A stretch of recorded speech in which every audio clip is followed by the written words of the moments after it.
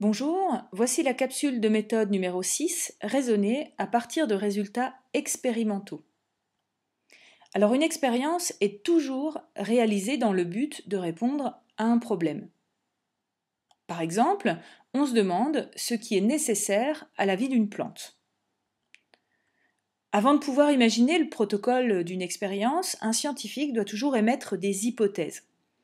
Suite aux résultats des expériences, cette hypothèse sera ensuite acceptée ou rejetée. Une hypothèse est donc une solution provisoire à la question qu'on se pose. Par exemple, on va supposer ici que l'eau est nécessaire à la vie des plantes. Pour pouvoir démontrer que l'eau est nécessaire, il va falloir concevoir une expérience test.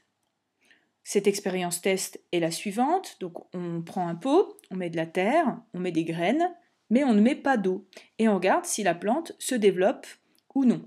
Vous observez que la plante ne se développe pas. Mais est-ce que c'est bien à cause de l'absence d'eau que la plante ne se développe pas? Ou est-ce que c'est parce que les graines étaient de mauvaise qualité, ou que la terre n'était pas bonne, qu'il n'y avait pas assez de lumière, que la température n'était pas bonne? On ne peut pas le savoir. Donc pour pouvoir déduire que c'est bien l'absence d'eau qui provoque le non-développement de la plante, il va falloir faire aussi une expérience témoin, qui est très importante. Cette expérience témoin, c'est exactement la même expérience que précédemment, sauf qu'il y a de l'eau. Donc vous voyez bien que si la seule différence entre ces deux expériences est l'absence d'eau, donc le non-développement de la plante, ne peut être dû qu'à cette absence d'eau. Dans un devoir, on va vous donner juste les résultats expérimentaux et le problème. Alors comment vous allez pouvoir vous organiser ? Tout d'abord, il vous faudra identifier le problème posé, donc ce que l'on recherche. Par exemple ici, c'est le besoin des plantes. Donc il faudra bien se dire à la fin du devoir qu'il faut une conclusion qui réponde à ce problème-là. Ensuite, vous allez comparer les expériences avec leurs témoins. Pour cela, je vous conseille de construire un tableau.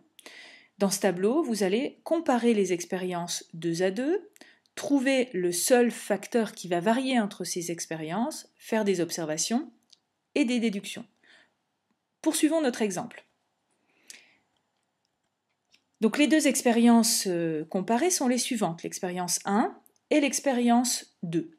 Le seul facteur variant qui varie entre les deux expériences, c'est l'absence d'eau. Vous observez que sans eau, la plante meurt. Donc on en déduit que c'est bien à cause de cette absence d'eau que la plante meurt, donc que c'est l'eau qui est nécessaire. Prenons un autre exemple avec une expérience sans sels minéraux. Je compare l'expérience témoin et l'expérience 3. Je vois que le seul facteur qui varie entre les deux expériences, c'est la présence de sels minéraux.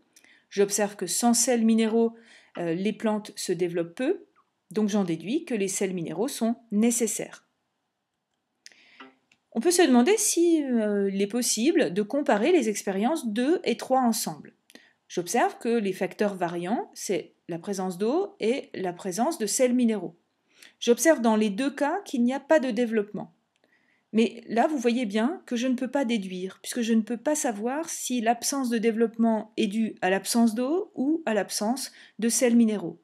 Donc la comparaison de ces deux expériences-là ne sert à rien. Vous voyez bien ici la nécessité de comparer avec une expérience témoin. Donc une expérience témoin, c'est celle qui va donner la preuve qu'un facteur a une action. Vous terminerez bien sûr votre devoir par une conclusion dans laquelle vous répondrez à la question, donc les plantes ont besoin d'eau et de sels minéraux pour vivre.